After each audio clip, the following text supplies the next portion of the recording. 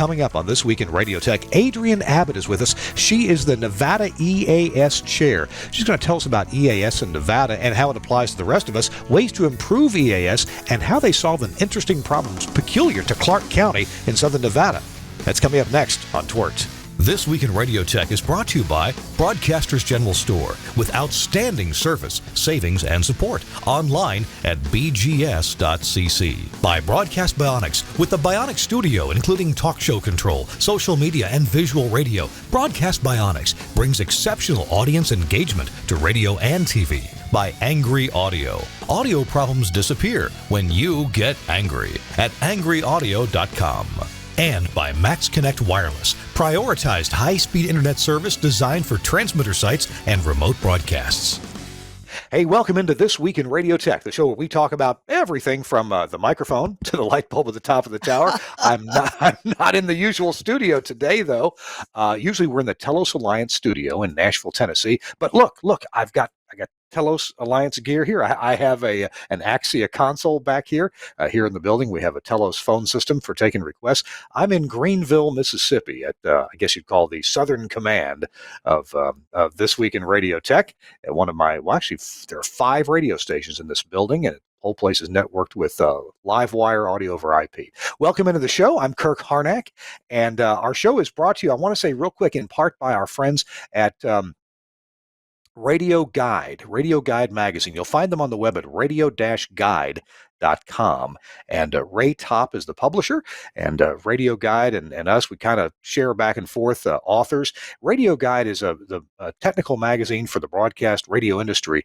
And what's cool about Radio Guide is their articles are lengthy. They are able to take the space to really explore subjects in depth. So you ought to check it out at radio-guide.com. Appreciate Ray Top for being a sponsor on the show. All right. Hey, I'm Kirk Harnack, and today we have a very interesting guest. Let's go ahead and bring her in, Adrienne Abbott. Adrienne, welcome into the show. Good to see you. Good to see you. Thank you very much. Well, we ought to tell folks a little bit about you. I met you a couple of years ago because my friend and your friend, Larry Fuss, Larry and I were working on the EAS unit. It happens to be a DAS deck unit at our radio station in Hawaii at KHKU FM Star 94.3. And I was kind of setting it up and programming it. And Larry says, you need to call Adrienne Abbott and talk to her about it, give her remote access to it. I said, who's Adrienne Abbott? Oh, she's our EAS expert. Okay. So that's how we met a good 2.5 years ago. Adrienne, tell us a little bit about yourself, though. What do you do? Well, currently, as we've indicated, I'm the EAS chair for the state of Nevada. Longtime broadcaster, longtime interest in the whole technical end of broadcast. I told you yesterday, I can't remember. I had my first ham license at 11 or 12. My dad was a ham radio operator, and like a lot of ham kids, easiest way to get attention from my dad was to spend time in the ham shack and learn to talk on the radio. So I loved it. I loved all the countries that he talked to, the whole idea of the signal propagation and being able to generate something in all of these black boxes that my dad had scattered around the garage, just gave me an interest in technology and engineering. We lived in Europe for a time, so I grew up with BBC Radio, and I'm old enough to remember the Hillary and Tenzing Norgay summit of Everest, probably the earliest memory I have of broadcast. But it just, I was just hooked on radio from an early age. Wow. I forgot that you had been in Europe. Now, you have a ham call sign, W6BCY. Is that right? Yes. Yes, those were my dad's calls. And when I got my license a couple of years ago, I put in for the special what the paperwork that you do for a vanity call sign. And I was fortunate enough to get my dad's calls back. Oh, yeah, I know you can do that, but good on you for doing that. So, Adrienne, in this show, we're going to talk mostly about EAS and about you're going to tell us, give us a lot of tips and tricks, things that are important to pay attention to, things that maybe you can let slide, maybe they don't matter. You're also going to talk about solving a particular problem in Nevada, where you are, in Clark County, where Las Vegas is. Of course, all broadcasters are familiar with Las Vegas because that's where we usually have the NAB convention. We will this September. But before we get to the whole EAS topic, I'd like to know a little bit more about you. You have some broadcast engineering experience. You also have plenty of experience behind the microphone. I can tell by your well-modulated voice and your choice of words. You've done plenty of talking on the air. So let's talk about your on-the-air work first. You did news and reporting. Is that right? Yes, it was many more years ago than I care to name. I wanted something to do. I was the sixth woman that Xerox ever hired as a field service engineer, go Wow. around and fixing Xerox equipment and stuff, which was great. I loved it, enjoyed it very much. But I had this opportunity to get into radio and broadcasting, and had always wanted to do it, so I took the chance, worked for a small town station. And as most of you know, when you're in small town radio, you do everything. So yeah, I started out running the automation, ended up, a news guy came in one morning and said, "Here, go read this." And, I went in because I'd also been doing production. And he said, "Oh, that's not bad. You should do more of this." And so kind of just eased into doing some news. One day, one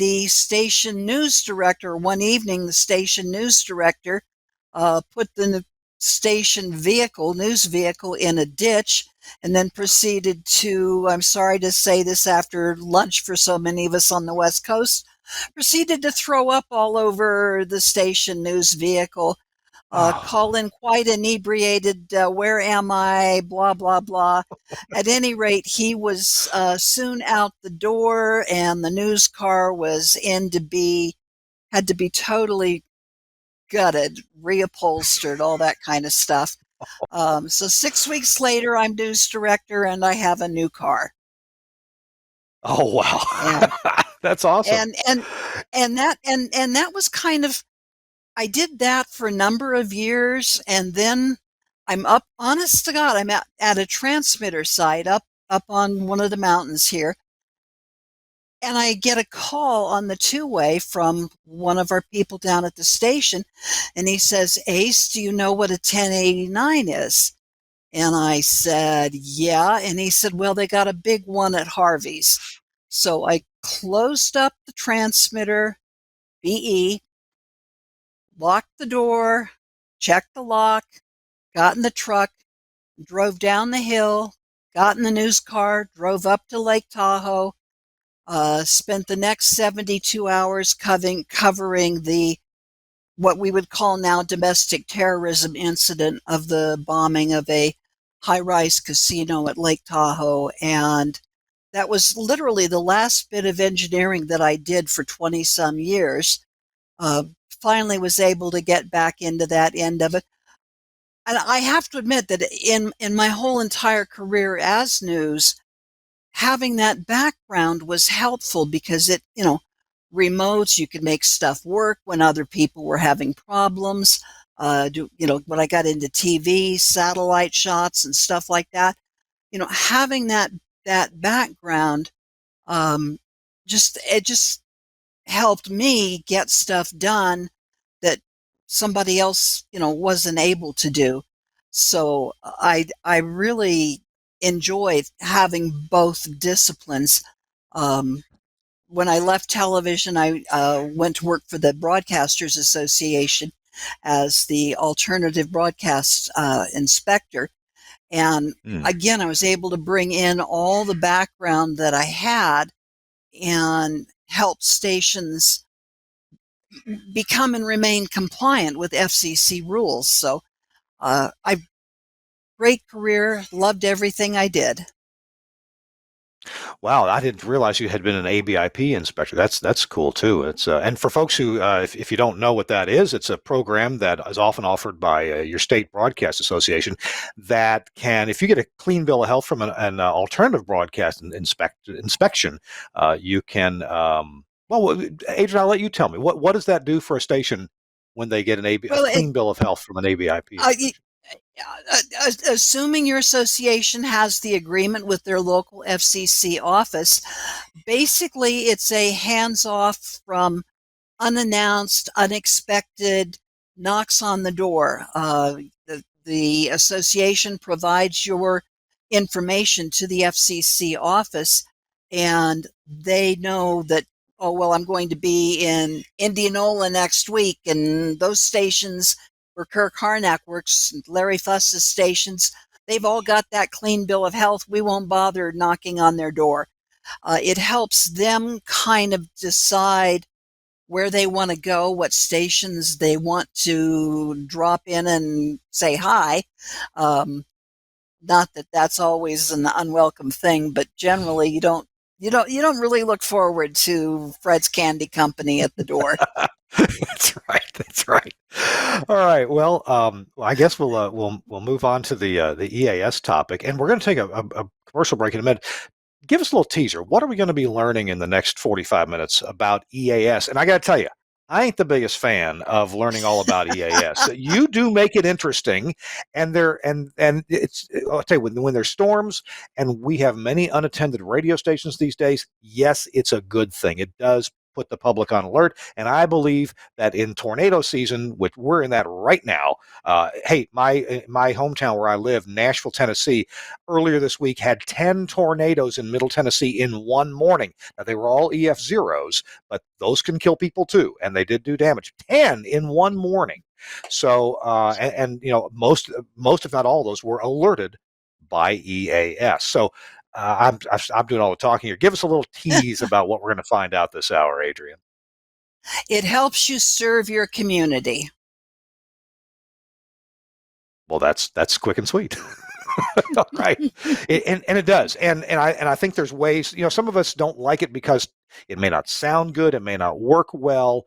But I think after all these years of EAS and hands off and automated system, it feels like we're getting things better done.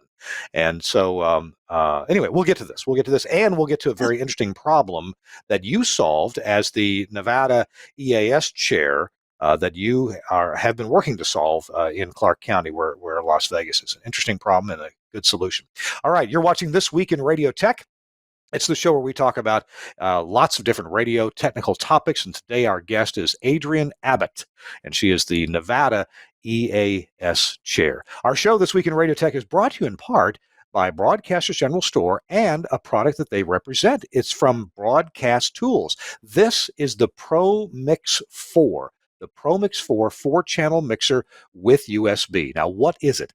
Well, it's a compact and rather full-featured mono audio mixing console, which is really perfect for any broadcast studio and broadcast sports in the field and broadcast remotes. Now, you're wondering, wait a minute. Kirk, did you say it's a mono audio mixing console? Yeah.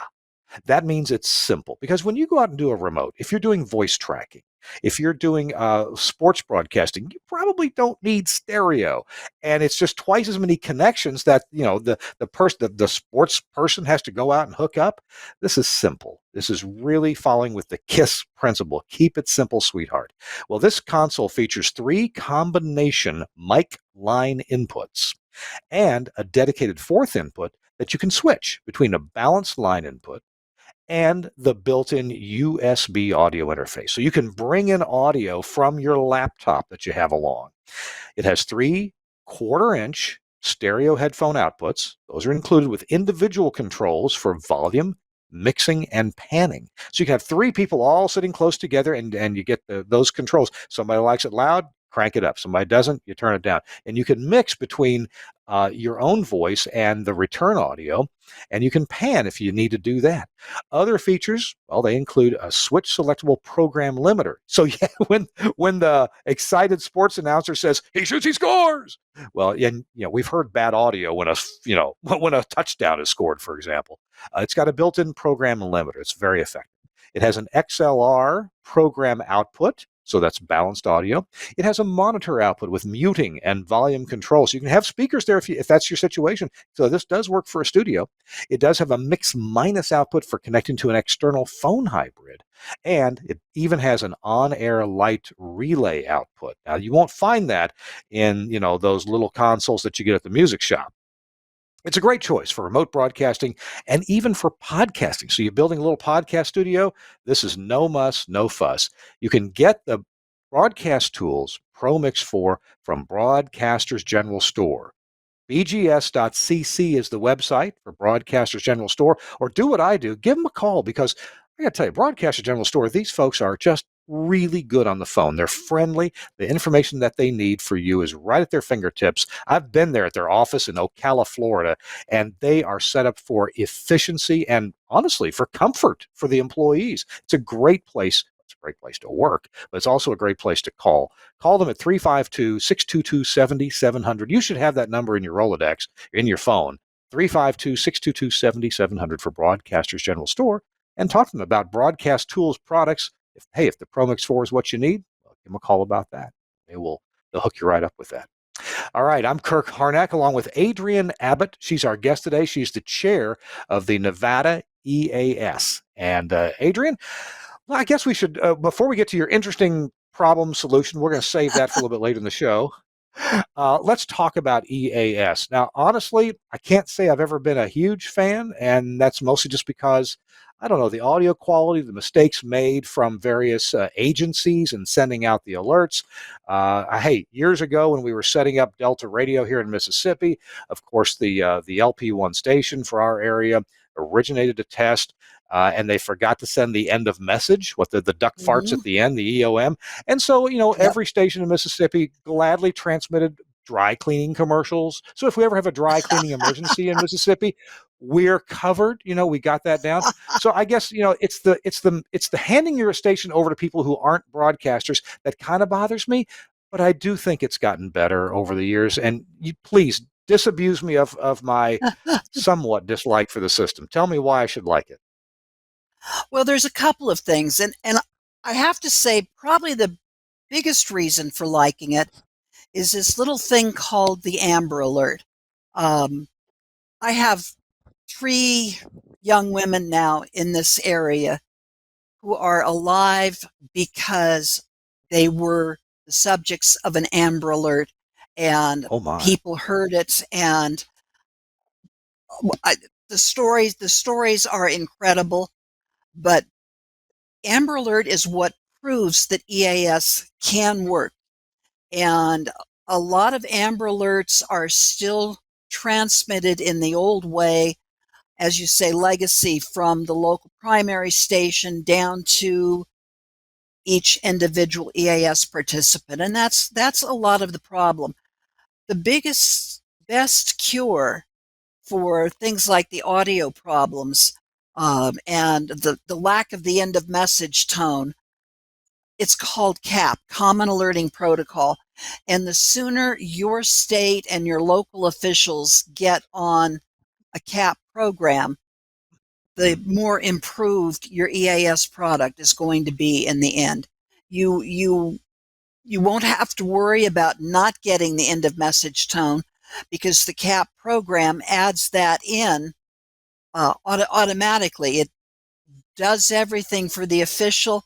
The official is, rather than picking up the phone and dialing up the local primary and going through all the hassle of, even convincing the local primary they're who they are and they have an emergency, and recording everything. And, that's a process that can take anywhere from 20 minutes to an hour.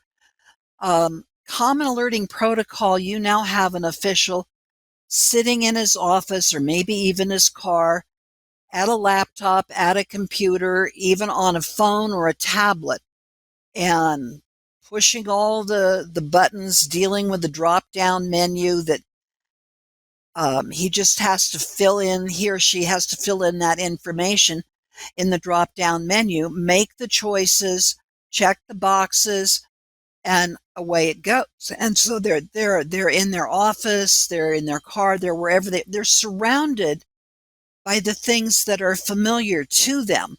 They're not dealing with a foreign environment. So now you have a more comfortable situation for that official. And just that alone, I think, helps with improving the quality of the alert. And again, like I said, if you've ever seen a CAP program work, it's like ordering from Amazon.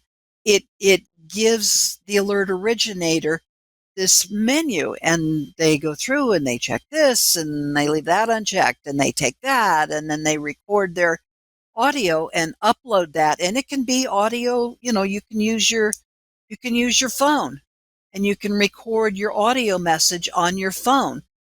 Something that everybody does every day. They talk into their phone. So how much better, how much of an improvement is that? It's really reflected in the overall quality of the end product. The audio is clean. Again, there's no hiccups between the beginning of the tones and stuff. There's no long space in between. So common alerting protocol makes a really big difference. The bad news, Kirk, especially for you, where you are, the Weather Service isn't hooked into common alerting protocol yet. So the biggest generator of EAS activations is the Weather Service. There's a whole protocol you can go through to improve that product. But for the non-weather activations, get your community, get your state into common alerting protocol. FEMA can help. Al Canyon's been really great with supporting that, particularly for us out here.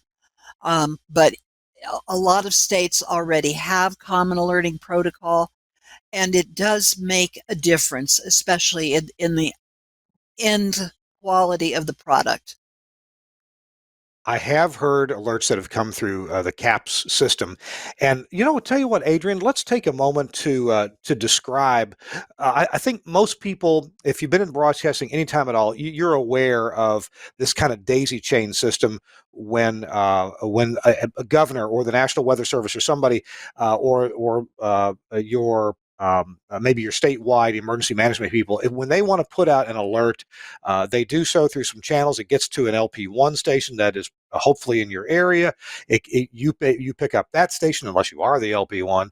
Anyway, you're picking this up off the air from the assigned stations that you're supposed to listen to, that your Sage or your DASDEC or Trilithic or whatever box you've got is listening. And it records that and then it retransmits it. And so, we have several steps. We can have, several jumps in audio quality being relayed to you before you get it, if you're like we are way out in the country. Uh, and that's And how the. Mhm. every one of those steps, the audio quality deteriorates. I mean, we all know how radio works, and if you retransmit and then next station picks it up and they retransmit, that audio quality is lost. With common alerting protocol, you don't have that. It's an internet feed, and your EAS equipment, that box picks it up and carries it. And so the audio comes from your box directly from the internet. It's not 3 stations down the line. So, so you said this happens at the state level, and I've heard the term. There's some states, the states who have done this, who implemented a plan Mm-hmm. and the program, have a CAPS server. Tell me about what that Right. equipment is and where it might be located. When you choose your vendor, let's start a little further back. When your Mhm. state or your local government, because a county can also apply for CAP even if the state doesn't. Um, Ah, when that local government agency makes that decision that they want to start using common alerting protocol, keep in mind it also supplies your WIA messages, your wireless emergency alerts, and Ask about that. because it's common alerting protocol, you can also use it to generate emails for your email subscribers, for your county employees. You can do call outs for all of your, say you have civilian or citizen corps kind of people, volunteer people. It can generate messages for that. It can fire off your siren, the siren at the firehouse or wherever it happens to be. It can do a lot more than just an EAS activation. So your local government takes a look at, okay, we want to do CAP. We want to have this tool for keeping our population informed. Then they go to a vendor, and common vendors out there include companies like AlertSense, Everbridge, Code Red.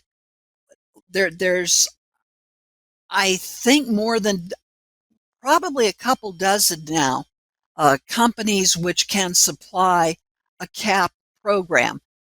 Common Alerting Protocol is an XML language program, so it was basically anybody who can write code can create a CAP program.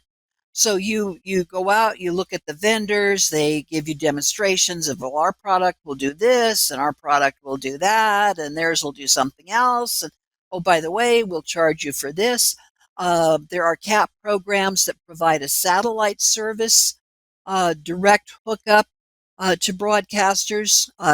There are some that have an internet backup, but you pick the product based on whatever criteria your local government agency chooses, and then they have that program and it's added into computers for all their people who are designated as being trained and ready to issue EAS or WIA or whatever other messages you're incorporating into your particular system. Those messages go from your firehouse or your cop car in the field through the internet into a server that is at FEMA. And the FEMA server looks at it, what they call the aggregator or the God computer, looks at it and says, okay, is everything there? Is this a valid message? Do we know who this signature is? Does everything match? It does that in the blink of an eye because of, again, the way the programs are set up. But it checks to make sure everything is good. And if it all comes together, it pushes that out to the people you have designated to receive that message, whether it's a call out for your volunteer group or an actual EAS message.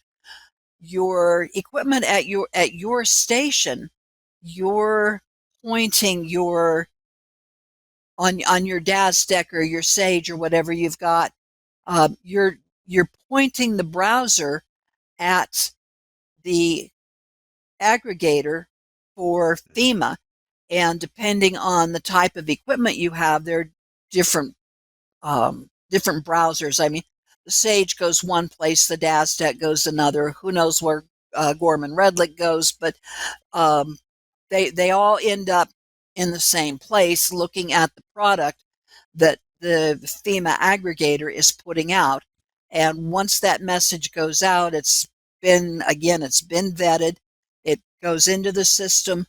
Your DAS deck or your Sage looks at it and says, okay, I'm programmed to receive tornado warnings for whatever your county is. Right. And so we'll take this in and I'll rebroadcast it.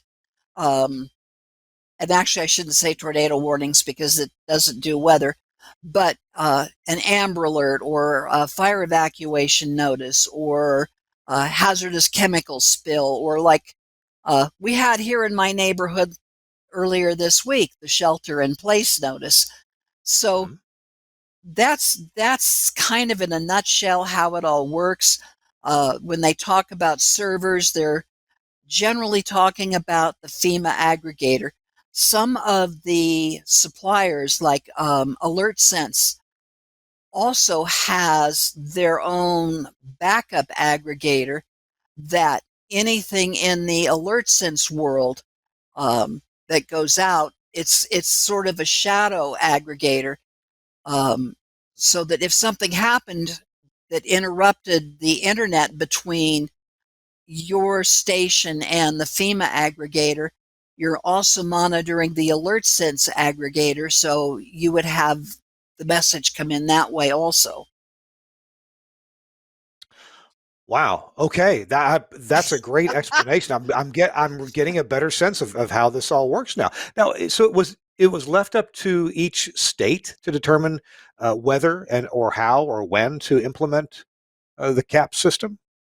It depends on your state and how your state runs.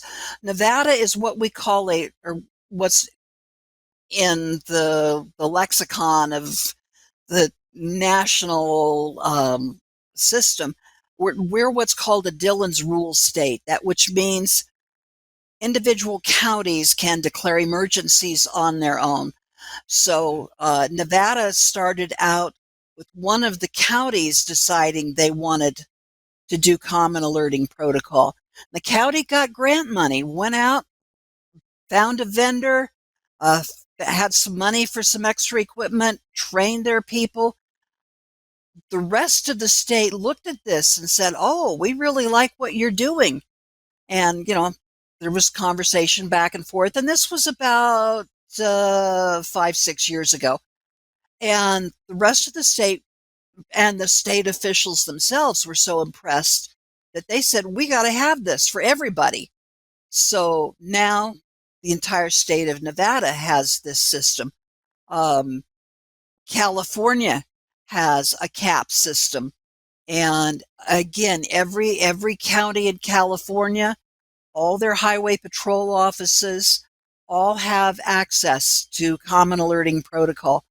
I don't know the status in Mississippi, or some of the other states, but I do know here, um, it if somebody in one of our counties needed to issue an EAS activation, they don't go to the state. They get right into their system and they fill out their menu and they, send it out.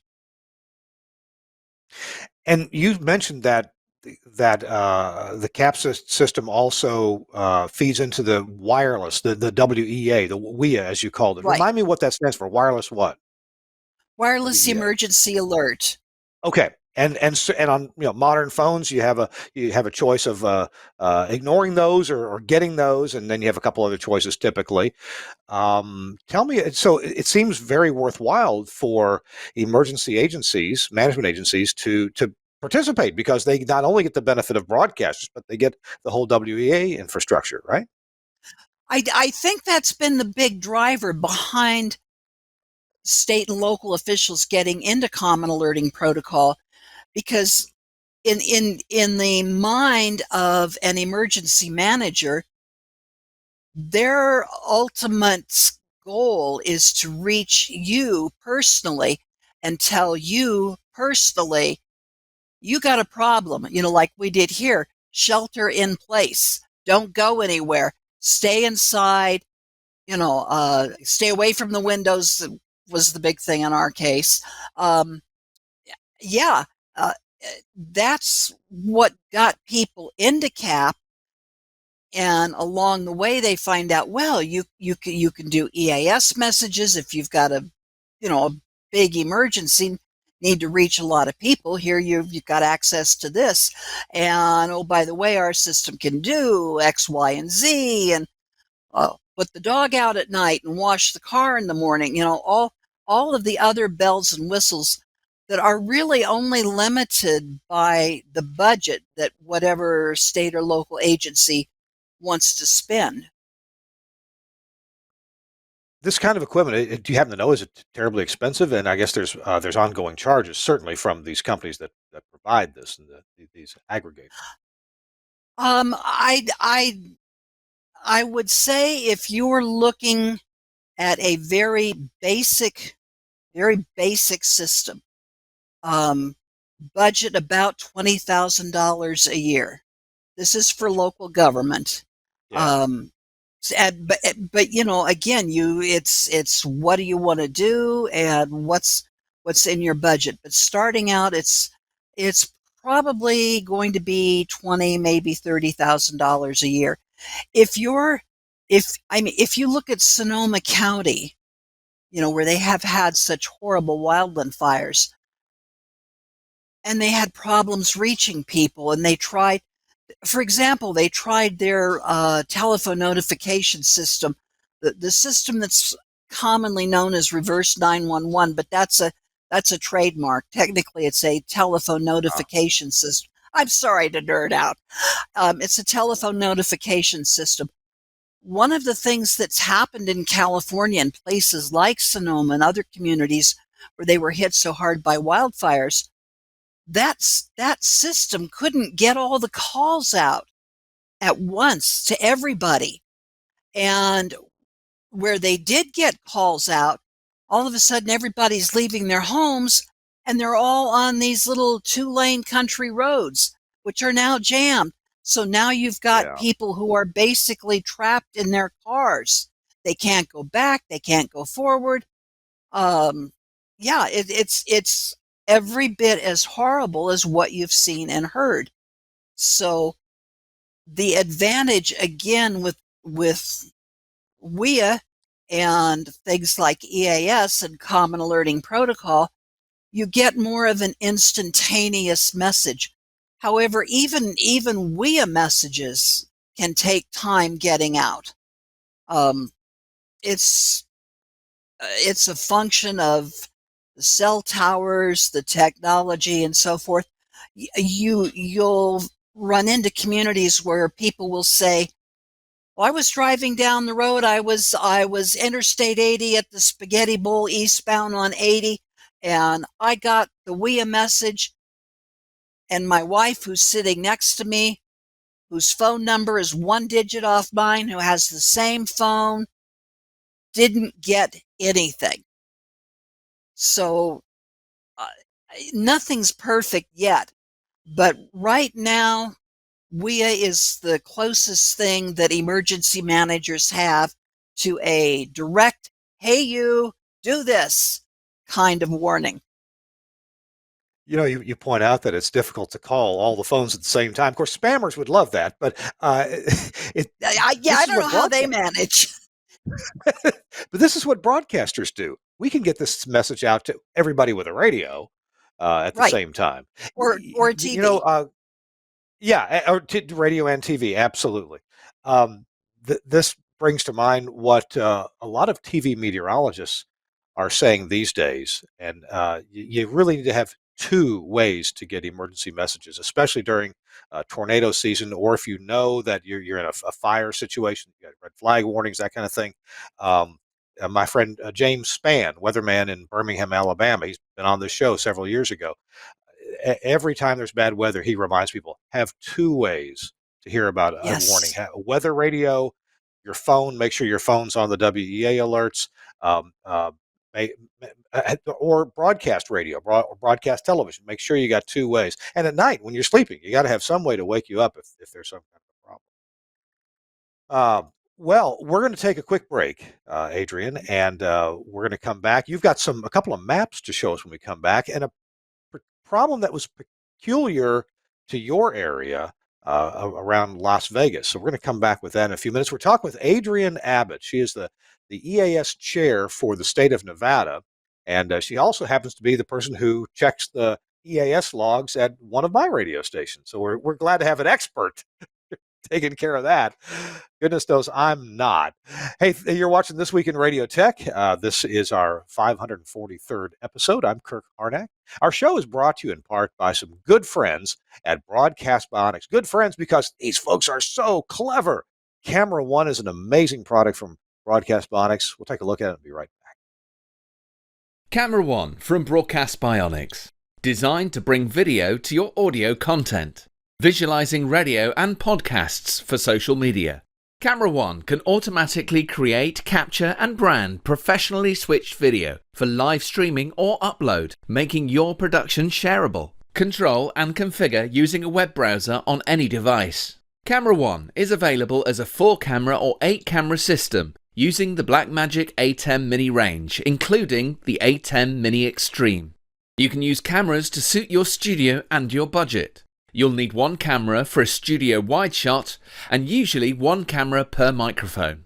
A standard multi-channel sound card or IP driver monitors audio from each studio microphone, and we work natively with Axia systems.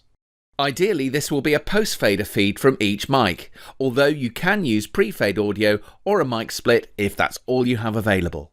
These audio levels are used to intelligently switch the video feed when each contributor is talking.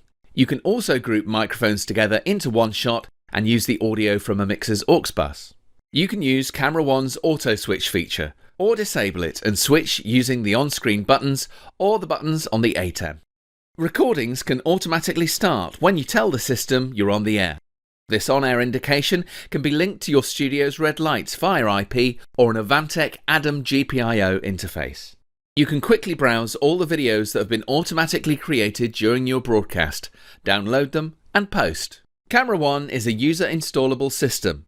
You'll need a good spec Windows 10 PC, i7 with plenty of storage and 16 gig of RAM. It's better if this machine isn't used for anything else. Remember, you can control the software in a web browser on another device on your network.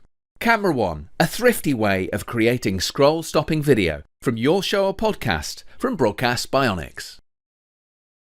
Not only thrifty, but clever too. This is an amazing system, the Camera One system from Broadcast Bionics. You can get them at bionic.radio or go to just look them up on the internet. Broadcast Bionics. Thanks a lot for sponsoring This Week in Radio Tech. I got lots of other stuff too that'll make your station just hum along and sing and really connect you with social media with your best content so that people can like it, share it, and make you more popular. Thanks a lot for sponsoring This Week in Radio Tech. Okay, it's Kirk Harnack with Adrienne Abbott. She is the Nevada EAS chair, and that means, well, I'm not sure exactly what that means. She sure seems to solve some problems. Adrienne, before we get into this Clark County situation, is there anything else you'd like to kind of bring us up to date on or help us understand better about EAS as it stands prior to getting your problem solved in Clark County? You mentioned that it seems like a burden, an unfair burden. EAS logs, particularly the log checks, you can keep your logs digitally, which both the Sage and the DASDEC do. You can make a digital signature on them for your weekly checks. But check those things every week. At least once a week, go in and make sure all your monitoring assignments are there, that you can hear them, that they're coming in clearly. You're going to save yourself a lot of trouble. I drove them nuts at the last station where I worked because I'd come in every morning and go into master control and reach beyond the operator and just flip through all the EAS monitoring assignments just to make sure that they were there, because I knew nobody in the engineering department was doing this. So, and kind of off to the side, EAS is one of those things that shouldn't be just left to engineers. Share some of the burden with your program director. And I know a lot of stations are really short-handed right now, but at least try and spread out some of the responsibility. But if you're going to do that, supervise, make sure they're doing what they're supposed to do. Do those log checks once a week, check those monitoring assignments. That will save a lot of heartburn. You bring up something about bringing the programming people into the equation, and they should be, because we are talking about programming on your radio. It or goes TV on station. air. So It goes on air, yes, and that brings me to a question of what do you when you talk to stations or visit stations, is there any mistake they're making that you see that, hey, you could improve the audio quality here quite a bit by doing X? And for me, my experience has been by installing better antennas on the roof, by getting the Yes. best quality signal you can from your monitoring assignments, and making sure you've got your caps box there to and program such that it will, if it's the first one to receive the message, it's the one that goes on the air instead of the off-air receivers. Yes, technically speaking, you should receive that cap message first. Again, Yeah. keeping in mind, critical for you guys, weather service isn't on cap yet. They're working to get there. But yeah, I can't emphasize it enough. Log checks, monitoring assignment checks, antennas, whatever. It's not unusual. Somebody calls up and says, is so and so on the air? Because I'm not hearing them. And well, this is Nevada. You go up to the roof and you look and you find the antenna got flipped over in the last windstorm. So that's why it's important to check those, the audio on those monitoring assignments at least once a week, because then you aren't missing tests and stuff. And this is going to be critical with the upcoming national periodic test, because this is going to be an over-the-air test. They are going to use Oh. legacy from the PEP stations to the individual EAS participants. So you're going to have a couple of months to scramble to get those monitoring assignment signals. And because most PEP stations are AM, 12 feet of twin lead on a hula hoop generally will pull it in. You can get real specific with wavelengths and stuff, but that's kind of just a general rule of thumb for AM. Now, now, most of us haven't bought or used a hula hoop in several decades, so that's a great idea for a hula hoop. What a great idea! Check, That's terrific. Yeah, check the garage sales in the neighborhood. yeah. Um, uh, I'm so guilty of this, and so I'm glad that you are talking to me and encouraging me to do this better. I'm guilty of going to my EAS receivers and quickly, clicking through them to listen. Do we have audio here? I have audio here. I have audio here. And you know what? If I hear some noise, if I hear some audio above the noise, I think, yep, we got them.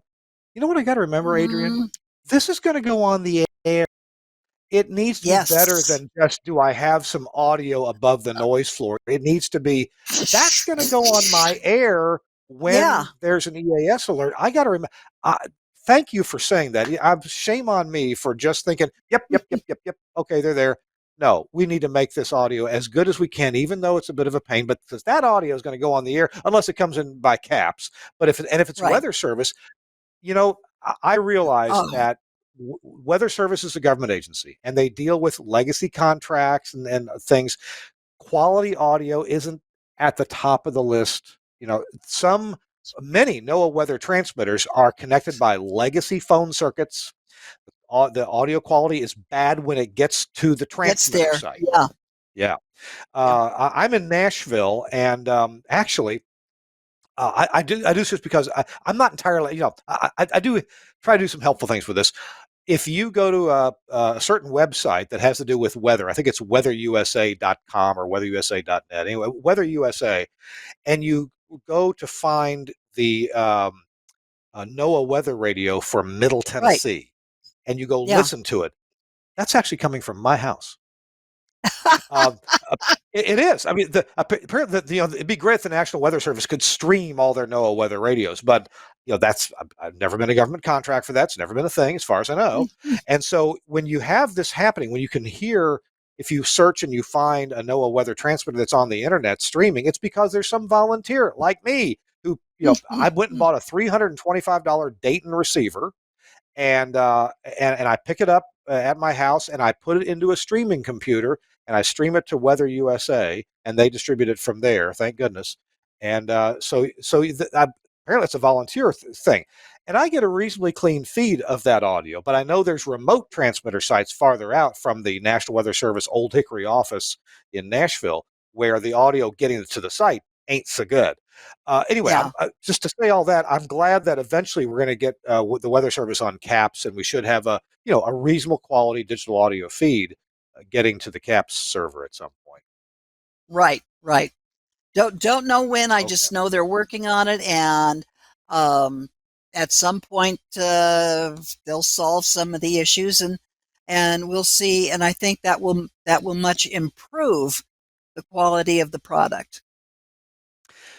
So, okay, so I got something to do. Make sure that there's better quality than just it's there. Let's talk about Nevada. You go ahead and tell Suncast when you'd like a map put up, but tell us what your situation there is, especially with Clark County when you want to get. Well, first of all, to understand this, if your uh, acquaintanceship with Nevada is strictly Las Vegas, Yeah, yes, yeah, Las yeah. Vegas is near Nevada. Las Vegas is in Nevada. Las Vegas is in Clark County, which is in the southern part of the state. Um, Nevada is the seventh largest state in the country. Clark County is the 22nd largest county in the country. So we have this big, broad area. We have a combination of geography that is mountains and desert and high desert, in that we're talking in Clark County, we're talking 3,000 feet above sea level. So you add those two elements together, we've got conditions coming in off the Pacific, and mountains, desert, wet air, cold, mountains, hot air, dry. Things come together, and we get lots of weather stuff in Clark County. If you've only been there for NAB, you generally miss monsoon season, which is very typical of what you see in Nashville and the Southeast during tornado season. Lots of flash floods, lots of thunderstorm warnings, just all kinds of craziness for the Weather Service. So we get it's not unusual. You had what, 10 tornadoes?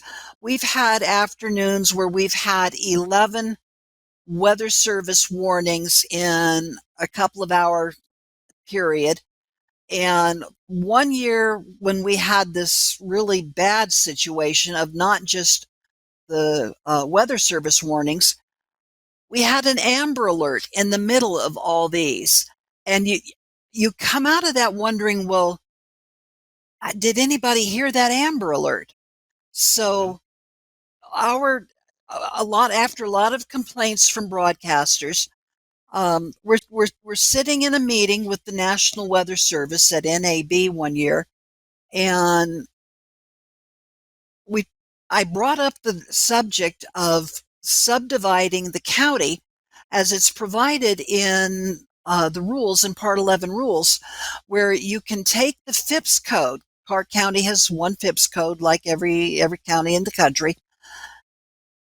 You can take that FIPS code number and you can subdivide the county and give it a new FIPS code number.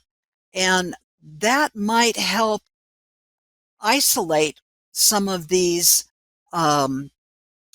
weather warnings and cut down. As big as Clark County is, it takes about 2 hours to drive from one end of Clark County to the other end, just to give you an What? idea of size. Oh my gosh! Yeah, Oh my goodness! 2 hours. So now you've got a situation where you have a storm that moves into Clark County from the mountains on the west, and every time it travels 15 miles or whatever, you get a new warning from the Weather Service. I've described this, Kirk, as a clash of cultures. The Weather Service has recently become more and more involved in pinpointing a forecast. Again, going back to that mentality of the emergency manager of I want to reach you personally. Right. The Weather Service is in that same kind of mode of I want to reach you and tell you, people in Indian Springs, that you're going to have a real bad thunderstorm and there's a danger of flash flooding. The problem is, because they're pinpointing, we're broadcasting. So that alert hits radio and TV stations in Las Vegas. And now we're not just talking to you, Mr. and Mrs. Indian Springs. We're talking to everybody in Clark County, several million people, like maybe 3 million people, who mostly live in Las Vegas, which is not anywhere near Indian Springs. So now we have a lot of stations saying, why am I running this? My signal doesn't reach Indian Springs. My audience is in Las Vegas. I've just given them 2 minutes of thunderstorm, seek shelter, you know. Oh, we've heard the Weather Service stuff, and I love the guys and gals at the Weather Service. God bless them. They're only trying to keep you out of trouble. But Yeah. I'm not going to Indian Springs. Neither are the people in my audience. They don't go to Indian Springs. People in Las Vegas go to places in Las Vegas. They might even go over to Henderson, but they are not going up to Indian Springs. So the problem, Adrienne, let me summarize this for just a second, real quick, in my own words, because I'm a meteorologist, do TV weather. I've got weather training. It used to be that our ability to predict movement of storms and weather generally was on the same scale as the coverage area of broadcast stations.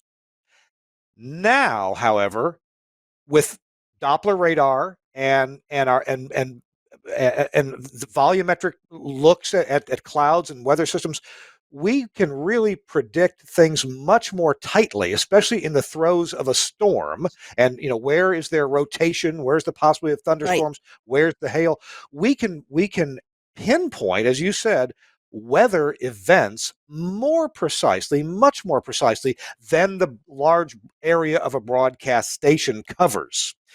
Right. And I got a feeling that, and same thing for NOAA Weather Radio, and that's why FIPS codes were invented. At my house, my weather radio is programmed with my FIPS code from my part of Davidson County in Tennessee. And frankly, by my weather radio, I'm not bothered by stuff that doesn't affect me very often. Usually if my weather radio alerts, it's because it's coming at me. And I'm really happy about that. But I really feel for broadcasters who need to broadcast for stuff that's, hey, I also do TV weather. So if we have a tornado warning for a county 3 counties away, but it's in our DMA, we're wall to wall. And we're hitting people that are literally an hour and a half drive from where the tornado is. So I'm beginning to really understand your problem there with a county the size of Clark County and broadcasters covering areas that would not possibly need to be alerted for this. So let's go ahead and finish, and we'll talk about, or you can tell us about what your solution has been for this for broadcasters. Well, again, with Clark County, the population center is Las Vegas. That's this little bitty circle, in all of Clark County. There aren't people living outside there except for a few rural communities, and that's a whole different situation. When these storms start to move in and they move across northern Clark County, which is Indian Springs, for those of you who are into such a thing, it's kind of just a little bit south of Area 51. It's 90 miles from Las Vegas.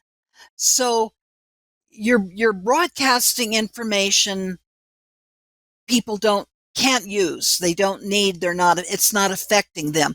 That's affecting the credibility of EAS warnings. It's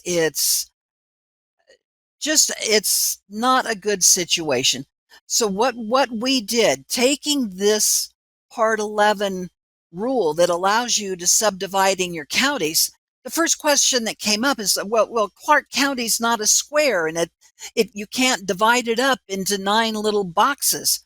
So the question I asked was, well, do we have to divide it up into 9 little boxes? And the answer that came back was kind of like, well, no. Let's look at it.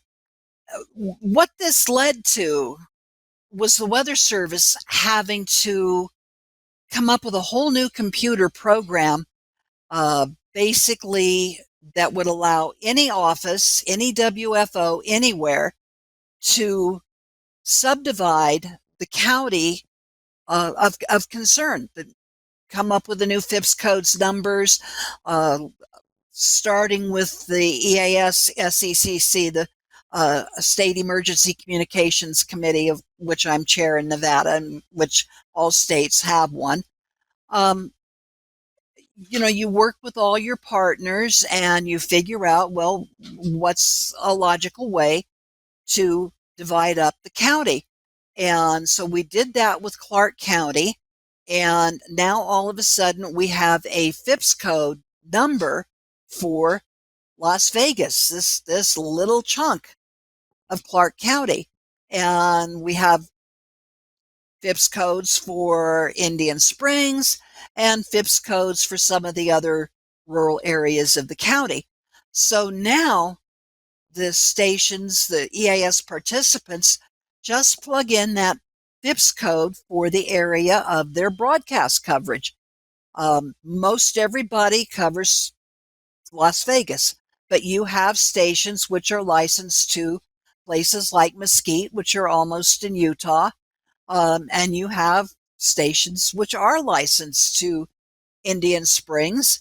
They're going to want to put those FIPS codes in their system. So when there's whatever weather warning that applies, those stations then get that specific information. And the stations that are licensed to Las Vegas, whose coverage is only Las Vegas, now they can say, oh, well, we can just plug this in and that's all we'll get. And that's something that our listeners will appreciate. So that's kind of how we solved the problem. But it was the EAS committee, it was the Weather Service, it was emergency managers for Clark County, all of us sitting down and talking about this. Clark County Emergency Management is interested in this, and City of Las Vegas Emergency Management, because now they're thinking, even though they use CAP, they use Common Alerting Protocol, they can plug those numbers into their system. And if the emergency for Clark County is only in Las Vegas, they can make sure that it only goes to Las Vegas. If the emergency is in Moapa or Laughlin or someplace like that, they can make sure it only goes there. So it's the idea of subdividing the county has applications to everybody involved in emergency messaging. The technical term, I didn't know this until a couple of weeks ago, technical term for this is called partial county alerting, PCA, partial county alerting. And anybody can go to their National Weather Service office and bring this up with the SECC and the weather forecasters, and get it done. We're initiating this. This goes into effect in Clark County in June. Already, Sonoma County in California, which is not just a large county, but a county with a lot of geographic subdivisions, they're already talking about using this partial county alerting situation. Again, because they've got the fire situation and they had so much trouble last time with people jamming the roads who didn't need to be on the roads. So It has applications not just for weather, but for any kind of emergency warning. That's a great explanation, and it sounds like a good solution right now for this problem. Just trying to match up the cover, cover the people who you want to cover with alerts, and people who hear too many alerts that don't apply to them naturally begin to ignore alerts. So yeah, if Yeah, we can match these two things up, that's a much better situation. it, Uh, it, it adds to the credibility of the system. yes, yes, good way to say it. Good way to say it. Adrienne, we are running out of time. We're going to have a break, one more quick break, and be back with a tip of the week. Did I tell you about this? I don't remember if I did or not. We need to hear some wisdom from you right after these. You got 2 minutes, okay? 2 minutes Okay. to come back with something pithy and good. All right. Hey, this week in Radio Tech, we're talking to Adrienne Abbott. She is the EAS chair for the state of Nevada, and just really a brilliant mind in solving problems. A former engineer, on-air talent, and she has other talents too. I don't know if we have time to tell you about them on the show, but what an interesting person. Hey, this week in Radio Tech is brought to you in part by my friends at Angry Audio. Don't get mad, get angry. Angry Audio. This is one of my favorite products. This little headphone gizmo. Let's talk about Studio Hub. I see that. Oh, okay. Well, what will we do? How about Studio Hub? I'm sitting in a radio station where we've got lots of this stuff around. This Studio Hub stuff, Studio Hub gear. This is the gear. These are the adapters that go from Cat5 cables, which are great at carrying audio, whether it's AES EBU audio, digital, or whether it's analog audio, stereo analog audio. It travels great over Cat5 cable, Cat6 cable. It's twisted. It's got great common mode rejection. It's just terrific. And so it's really convenient to wire your audio with that. And then when you get to the device you're plugging into, well, for example, here's female XLR connectors to plug in the back of, I don't know, a satellite receiver or something. Here's a little bit different flavor of this with the female XLRs going into a male RJ45 connector. And here's one that's got male XLRs from a female 45. So this would be from the output of an Axia node or a Blade or something like that. And you plug it right into this. Some audio consoles have these RJ45s for audio inputs or outputs. So this is where you want to get Studio Hub. Get it from Angry Audio. Angry Audio bought Studio Hub, bought the tooling, the manufacturing, the intellectual property, the best adapter cables on the market. These just things that have never failed me. Just terrific. I love this stuff from Studio Hub and Angry Audio. And the last thing to mention here from Angry Audio is this headphone amp I was going to show you. This goes under the counter, or it's got rubber feet. It can actually sit on the counter if you want to. But it goes under the counter. You screw it in the bottom of your counter. And on the back, you've got your audio input and you've got a loop through output. So you can actually daisy chain these one to another. You can also inject power at one of them and daisy chain power a few other of these. And your stereo audio is part of that. And then on the front, you've got both sizes of headphone connectors, 1/4 inch and 1/8 inch, and a great volume control right there. This is just a great product, and it's smooth here. You won't snag your pantyhose on the Angry Audio headphone gizmo. Thanks a lot, Angry Audio. Check them out at angryaudio.com. They have lots of things to help make your radio station, your podcast studio work better. You can just go to the website, check it out, angryaudio.com. Now, I also want to mention our friends at Max Connect Wireless. Hey, we had a huge storm come through here in Mississippi a few days ago and lost power and lost internet. Then we got the power back, but didn't have internet. And I had a lot of stuff to do. I had some assignments to turn in. You know what saved my bacon? Was this right here from Max Connect Wireless. I had terrific service from Max Connect Wireless, reliable. Every packet got through, and this thing even has a fixed IP address. So if I was trying to access this remotely, wouldn't be a problem. Lots of transmitter sites are using these to access remotely. In fact, let's get a quick testimonial about Max Connect Wireless, and we'll be right back with our final segment. I'm Gary Morrill, Midwest Regional Director of Engineering for Alpha Media. When I first spoke with Josh Bone about Max Connect, he told me they'd work great for remote transmitter sites where connectivity was a challenge. And he's absolutely right. We even have sites where we're using this as a backup to our STL using MaxConnect's dual carrier option, and it works perfectly. We also have times where we need to be able to get out to a venue where it's kind of challenging because everybody and his brother is trying to stream video at the same time, like at a big sporting event. And you know what? Our data gets through every time because it's prioritized packet data. It works for us. It'll work for you. Max Connect. Check it out.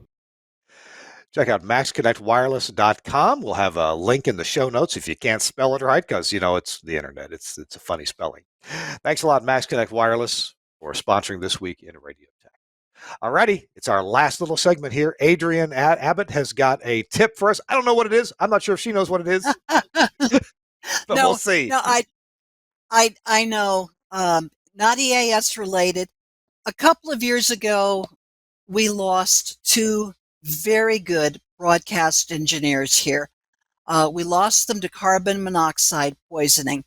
They were working together at a transmitter site up on a mountain. They had said, we're going to go in. They'd been at the site all day. They wanted to go into the building and finish a couple things. Went into the building and never came out. Autopsy showed carbon monoxide poisoning. One guy was found bent over the laptop for the you know how you have the, never mind. Anyhow, the other one was on the floor with a cup of coffee. It happened fast. Carbon monoxide poisoning, when they say this stuff will kill you, it will kill you. Odorless, no color. Don't mess around. And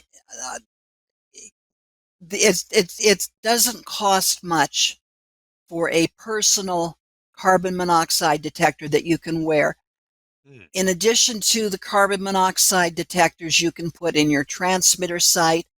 And, a lot of us go to sites where it's not our site. It's, we're helping somebody else. The $60 for a personal carbon monoxide detector is worth it. We talk a lot about different things that you can't see at a transmitter site that will kill you, RF and amps and O's and pluses and stuff.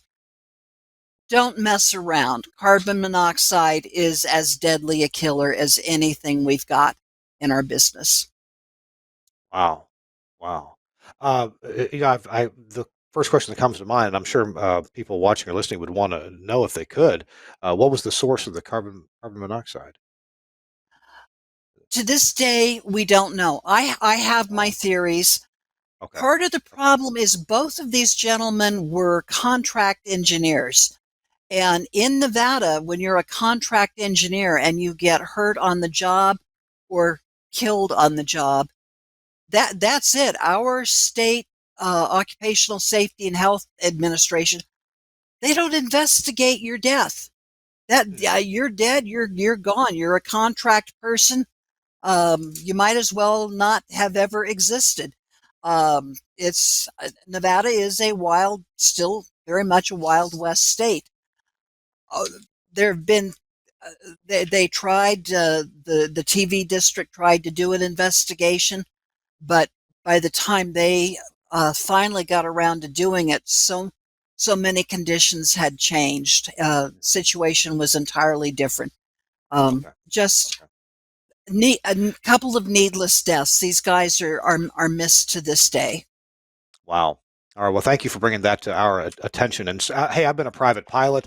We rented airplanes that had a carbon monoxide detector in them. You're up there with an engine a few feet in front of you, and it could be a closed environment. And it's deadly silent killer because it puts you to sleep first, and you don't even hardly realize you're going to sleep. Or if you do, you've got a second or two, and then you're out, and you can't do anything about it then. Adrienne Abbott, thank you for being with us. Thank you for the warning to help keep us alive, and for the information on EAS. Oh, God, one quick question. Oh, we're almost out of time. Is EAS interruption required on FM stations HD2 and HD3 signals? Offhand? Trying to remember, because I saw this recently, and I believe the Part 11 rules say yes. I would think so. I'll try to confirm that and put it in the show notes if at all possible. Hey, we got to go. Adrienne, thank you so much for being with us. I really appreciate you. Hope to have you back sometime. Thank you. All right. Hey, thanks to Suncast for producing the show. Very much. Did a great job. And thanks to Andrew Zarian, the founder of the GFQ Network. We'll be back next week with another edition of This Week in Radio Tech. Bye-bye, everybody.